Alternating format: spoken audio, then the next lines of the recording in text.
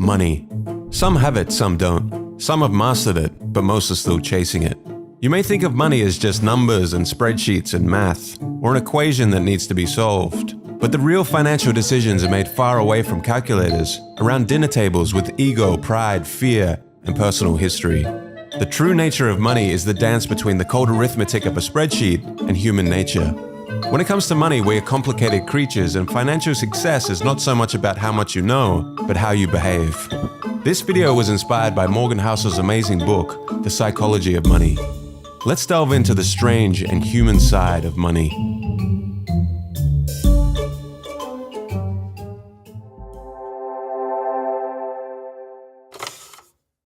Your financial DNA.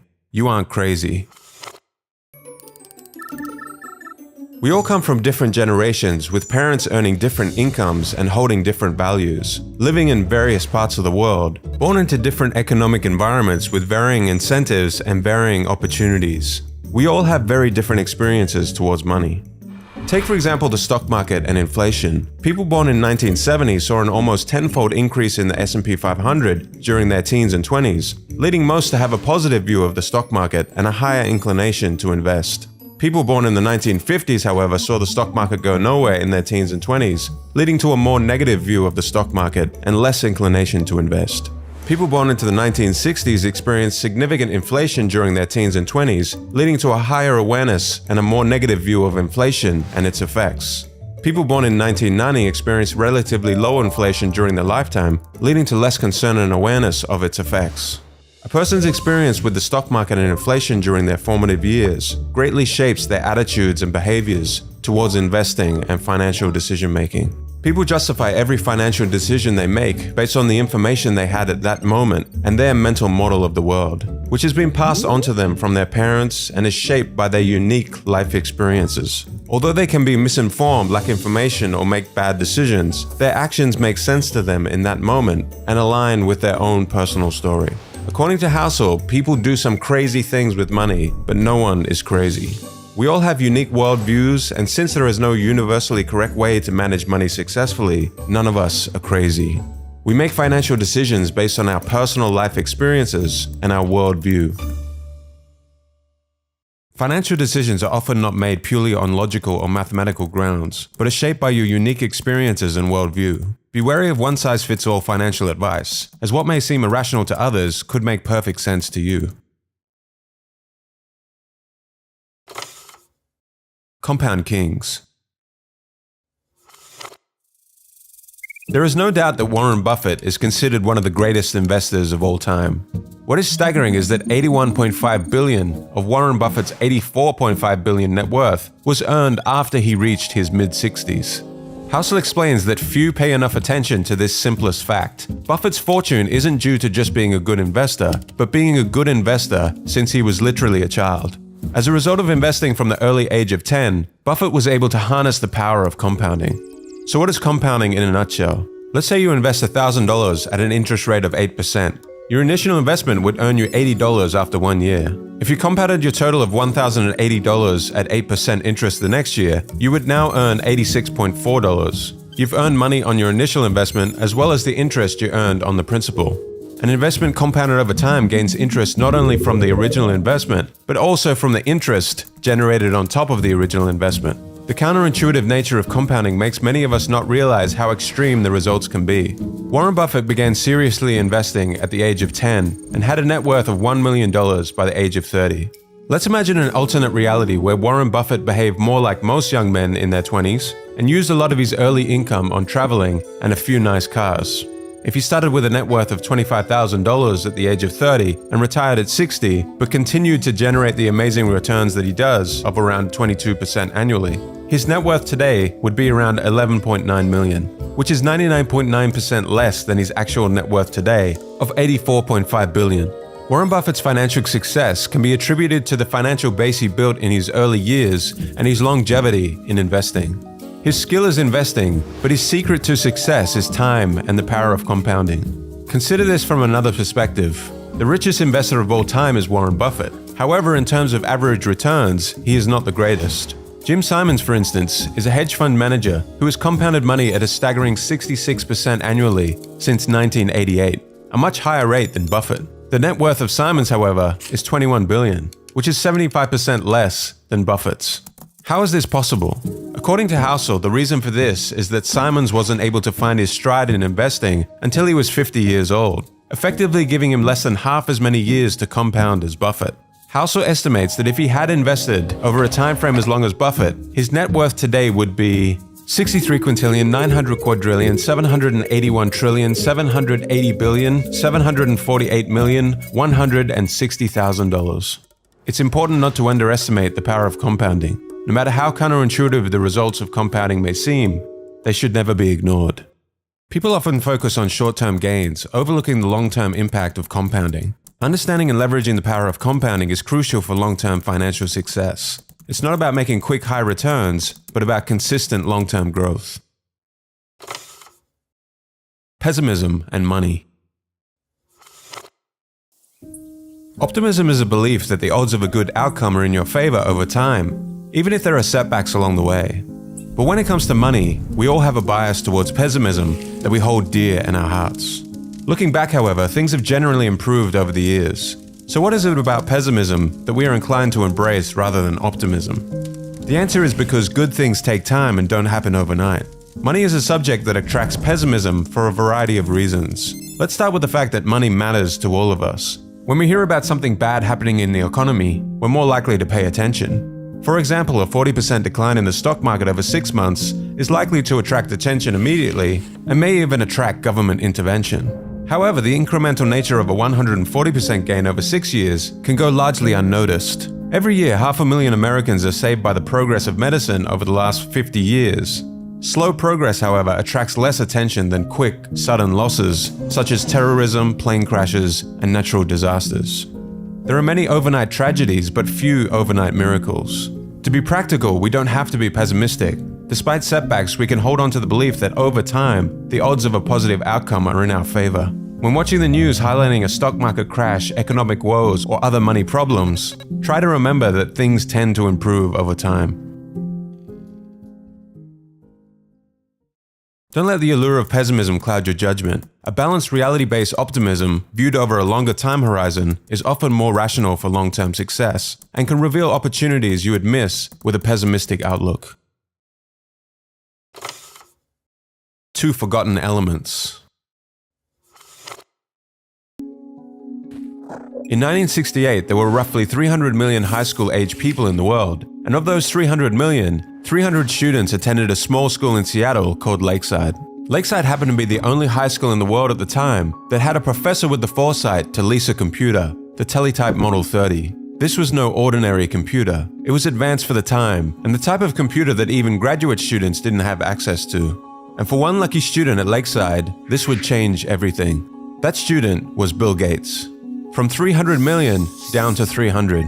So in 1968, there was roughly a 1 in a million chance of being a high school student with access to a computer. Bill Gates and his schoolmate Paul Allen would go on to create Microsoft together. Even as a teenager, Gates showed exceptional intelligence, hard work, and a vision for computers unlike anyone else. But going to Lakeside also gave him a 1 in a million competitive advantage and head start. And Gates is not shy about this. In 2005, he said, "If there had been no Lakeside, there would have been no Microsoft." What is not often mentioned in the early Microsoft story was a third member of this gang of high school computer prodigies, Kent Evans. Just as intelligent, just as visionary, Kent could have very well been one of the founders of Microsoft alongside Gates and Allen. However, that would not happen. A mountaineering accident took Kent's life before he graduated high school. The odds of a high school student being killed in a mountaineering accident are around 1 in a million. Just as the extremely rare stroke of luck would propel Bill Gates and Paul Allen to great success, Kent Evans would experience an extremely rare event with an encounter with what Housel calls the close sibling of luck, risk. Luck and risk are like the winds and the waves that determine the course of a sailboat. The sailor can control the rudder and the sails, but ultimately the direction and speed of the boat are influenced by external factors that cannot be fully predicted or controlled. The pursuit of success is full of twists and turns, and the role luck and risk play in shaping our lives is an important perspective to keep in mind. Understanding that success is a complex combination of factors, including both talent and luck, can help us approach our own financial decisions with greater humility and perspective. Be cautious in attributing your own successes or failures solely to your own actions. Acknowledge the roles of luck and risk. When learning from others, try to emulate broad patterns you encounter as opposed to extreme individual examples that often involve a high degree of luck or risk. These extreme cases are not easily replicable. The key to happiness.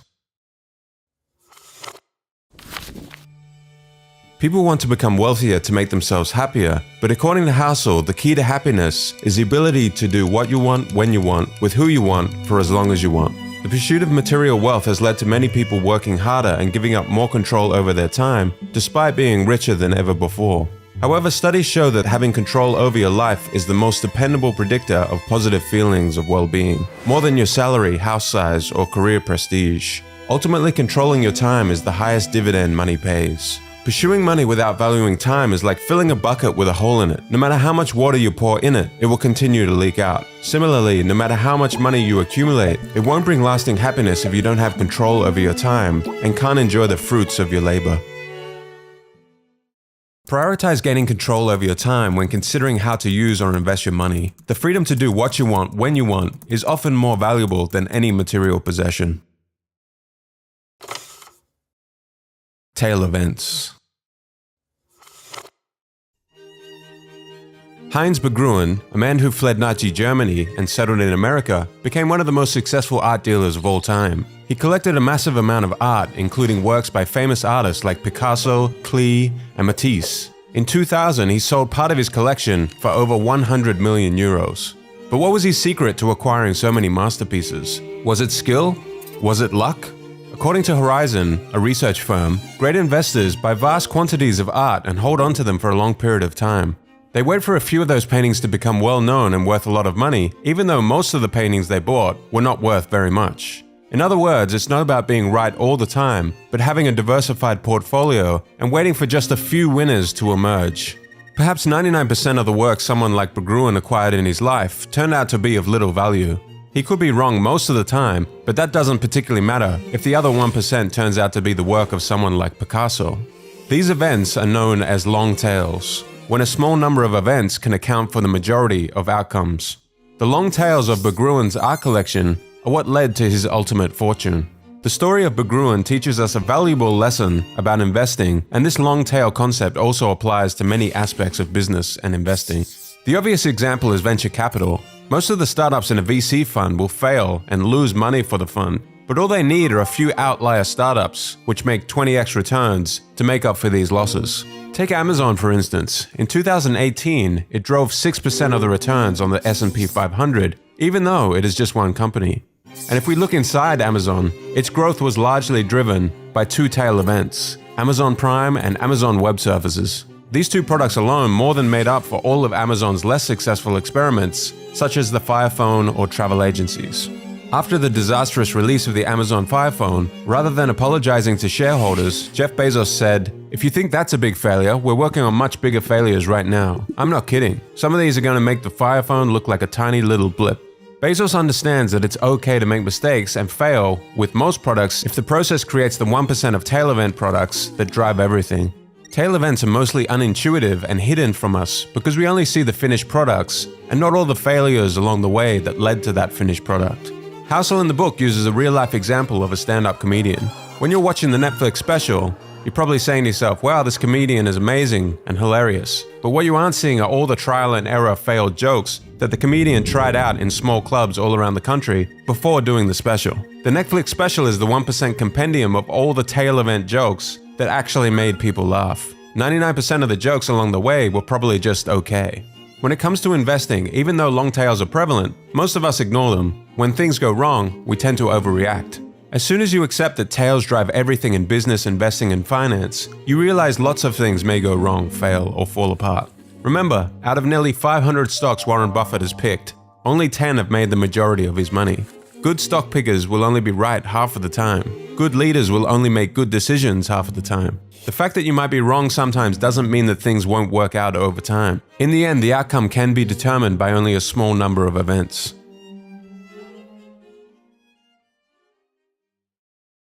In investing in business, don't sweat frequent failures or average results. Success often hinges on a few major wins or tail events that outweigh your losses. True wealth versus being rich. It's so important to understand the difference between being rich and being wealthy. Richness is about your current income and the things that you own, while wealth is about the financial assets that you have yet to spend. True wealth isn't what you see, but what you don't. It's easy to assume that someone driving a Lamborghini is wealthy, but appearances can be deceiving. In reality, many individuals are living beyond their means and relying on debt to fund their flashy lifestyles. Wealth isn't about the cars you drive, the diamond rings, or the homes you own. It's about those financial assets that you have yet to spend. Accumulating wealth takes self-control and restraint. The diamonds, watches, and first-class upgrades that you decline all contribute to your overall wealth. It's easy to find rich role models who spend lavishly, but true wealth is hidden and therefore harder to imitate. We're conditioned to believe that having money means spending money, but the real key to building wealth is to save and invest the money you have. In fact, the only way to be wealthy is to not spend the money that you do have. The next time you see someone driving a fancy car or living in a big house, remember you can't judge wealth by appearances alone. The true key to wealth is self-control, restraint, building assets, and investing in your future. Aim for long-term financial security by accumulating valuable assets. Rather than equating wealth with material possessions like flashy cars and luxury goods, focus on building true wealth, not just the appearance of being rich. The real price. Imagine you're climbing a mountain with the goal of reaching the peak and admiring the amazing view. Maybe you will get sunshine that day, maybe rain. You may get lost, you may fall and injure yourself. The difficulty of the climb is not always apparent until you're in the thick of it. From the ground looking up, the path to take may seem obvious, but along the way you will certainly need to reassess and change your path to the peak. You are under no illusion, however, that there will be some golden escalator that will safely take you to the peak. You understand before the climb that this uncertainty and risk is just the price you have to pay to get to the top. But when it comes to investing in the stock market, many people think they can avoid the uncertainty and risk and get something for nothing. Housel likens the stock market to getting a new car. If you want to get a new car, you have three options. You can buy a new car, buy a used one, or you can steal one. The new car is a higher price, but the reward is greater. Think of the new car like aiming for 12% returns from the stock market. The used car is cheaper, but also comes with less reward. The used car is a much safer investment, but only returns 4% per year. Stealing a car is like trying to get something for nothing. 99% of people would avoid stealing the car because the consequences outweigh the benefits. However, when it comes to the stock market, people seem to be under the impression that they can take option 3 and steal from the market. They try all kinds of tricks and strategies to get good market returns without paying the price, attempting to sell right before the dip or buy before a boom. Consider, for example, wanting to earn an 11% return over 30 years in preparation for your retirement. From 1950 to 2019, the Dow Jones Industrial Average has returned about 11% per year. Over those 69 years, however, of course, there have been many high highs and low lows. For many, the sight of their investment going up and down can be traumatic, so they try to get in and out quickly without paying the price of volatility and uncertainty over the long term, akin to trying to steal the car. The price you must pay is not just about dollars or cents when investing. It's about accepting the emotions that volatility, fear, and risk can bring. Recognizing that successful investing comes with a price is crucial. The price is not immediately obvious, but you have to pay it, just like you would for any other product. The key is to convince yourself that the market's fee is worth it, and it's an admission fee worth paying. There's no guarantee that it will be, but if you see the admission fee as a fine, you'll never enjoy the experience. Be willing to pay the price once you find it. View market volatility as an admission fee for the potential of higher returns, rather than as a fine for doing something wrong. This mindset will help you stick with your investment strategy for longer time periods and during tough times. Hedonic treadmills. Enough. No when enough is enough. Become familiar with the concept of hedonic adaptation, or the hedonic treadmill. Every time you hit the goal, you keep moving the goalpost further ahead. You need only look at the demise of Bernie Madoff and Gupta, two men who already had everything and were ultra wealthy, but all the money in the world would never have been enough, both resorting to crime to make even more money. The pursuit of wealth and success without a sense of knowing when enough is enough is like climbing a never-ending ladder. No matter how high one climbs, there is always another rung to reach for, and the pursuit can become all-consuming, leading to a lack of happiness and fulfillment. Set a stable goal for what enough means to you. Otherwise, rising expectations will keep you perpetually unsatisfied and prone to needless risks. Be aware of the pitfalls of social comparison. Instead of endlessly comparing yourself to others, focus on what truly brings you happiness and fulfillment.